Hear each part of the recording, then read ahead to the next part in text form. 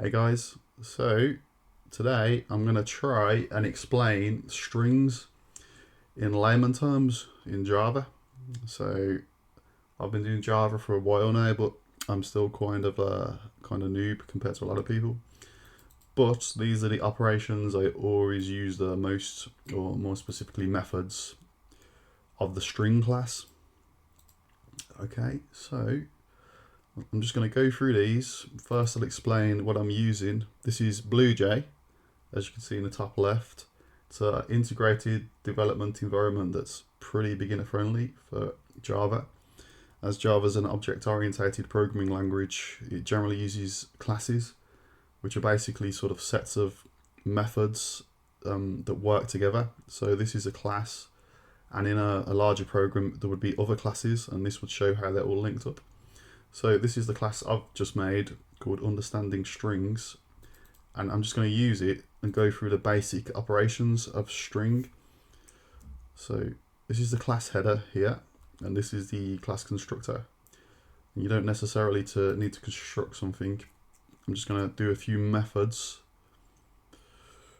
Okay, so let's go through these four here. So CharAt. So if you want to use that method, you need to initialize a string to some kind of value. So I've declared first name here as a private field in the class understanding strings. So I need to initialize that now if I want to perform methods on it. So to initialize it, we just type out the name of the variable, first name, and then we set it equal to something. As we've already declared the type in the fields, we don't need to declare the type again. Okay, so let's say someone is called, what's a long name? Okay, Bobby D. Is that a real name? I don't know, but it sounds kind of like someone might be called that somewhere in existence, probably. So hopefully there is.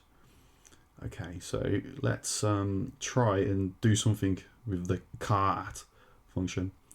So I don't want to return anything, so I'll type void, and I'll call the method that I'm currently writing testing CharAt. This is camel case when you start every additional word with an uppercase letter. So that's generally the convention in Java, as opposed to snake case in Python where you use underscores. So let's have a look at this. So we've initialized the string first name to Bobby D, and so say we want the first character of the name that's held in first name. So we get the character, the variable first name, and then we can call a method on it, CharAt. So that's calling the method of the string class, because first name is an object of type string, so you can call all the string methods on it. And CharAt is one of the popular methods that you frequently need. So let's say CharAt 0, right? Because in strings, as in lists and pretty much all collections in all programming, the first character always starts with is 0. This is index 0, and they progressively go up. So the last character is one less than the length of the string. So this has 8 letters in. So this will be character at index 7. So it's 0, 1, 2, 3, 4, 5, 6, 7. Okay. So first name CharAt 0. So let's print that out. Let's try and type correctly. Okay. CharAt. Oh, okay. So we've got to set it to something. So it will return a character. So we'll declare the type as character, and we'll say the initial first, because it's the initial of Bobby D's first name. So we want to print the character that we've just retrieved from calling the method CharAt on the first name string. So let's print that out. So this character variable holds the hopefully the first letter of Bobby D's first name. So let's print that out. Okay, compile. So let's create an object. This is why BlueJ is so good, because you can just quickly create an object. And we want to test that specific method we've just made, testing CharAt. And there we go. It shows you what's had to be done in with regards to the code.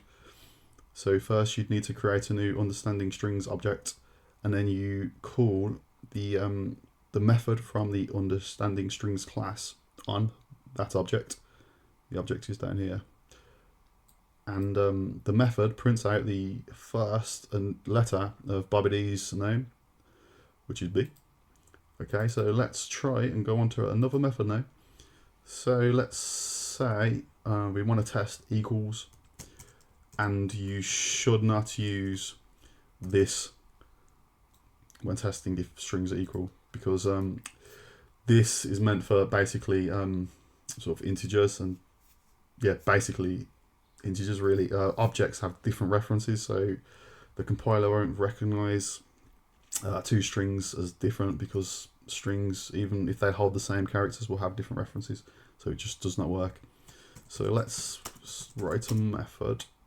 We want to test equals, so let's call it testing equals. We don't want any parameters. Okay, so let's say we want to test let's give Bobby D a last name. So Bobby D's last name is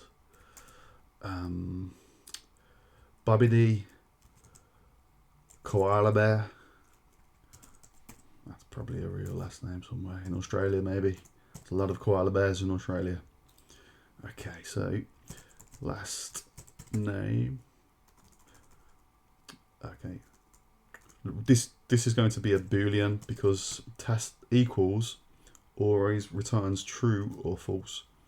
So we'll test we'll write a boolean value. So let's just call it x, and we want it to be is first name equals last name. So what this is doing is it's declaring a new variable which is of type boolean x, and then it's assigning the result of this dot notation method call to it. So first name holds a string object, so we're calling a method of the string class on that object, and we're saying return true or false whether the string of letters held in first name is equal to the string of letters held in last name, and hopefully this will return false if everything's gone correctly. So let's print out the result. Print out x. So fingers crossed, guys, this goes okay. So let's create a new understanding strings object and call testing equals. And wait, oh, where's it gone? Where's the terminal gone? Oh, there it is. There you go, guys. It's printed false. So that's that one. Let's go through the other methods. So public void, and the next method is indexOf. Okay, testing indexOf. Okay, so we don't want any arguments. Okay, we want the index of let's say y in Bobby D. So we set a variable to hold the result, which will be an integer. It will be the integer that represents the index that whatever letter we specify is at. So let's say, let's just call it result. That's easy. And it will be an integer. So let's make it of type int equals. Okay, so let's say first name. So we've got the first name object there, the string object, and we want to call indexOf on it. and the indexOf method takes a character value. Oh, excuse me guys, it takes a string value.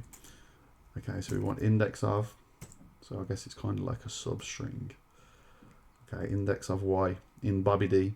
So B is 0, 1, 2, 3, 4. So hopefully we'll get 4 returned. So let's print that out. Result.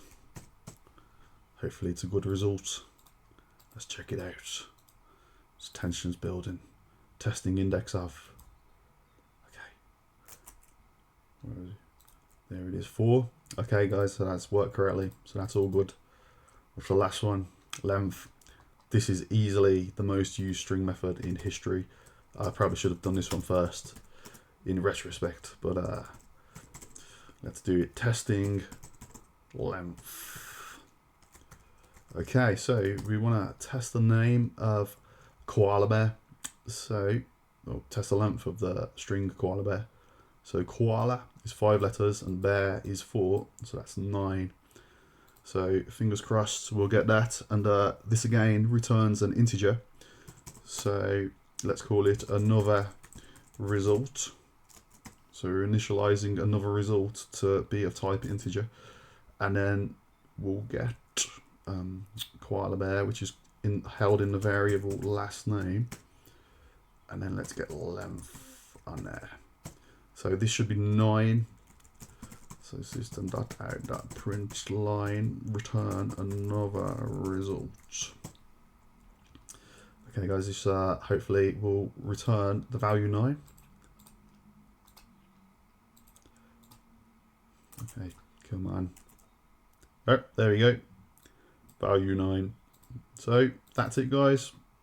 Hopefully this video helped you, and if it did, or if you just enjoyed it, don't forget to like and subscribe and comment, especially if you got like a hotkey that I could use or something to make coding faster. So thank you very much for watching guys. Take it easy.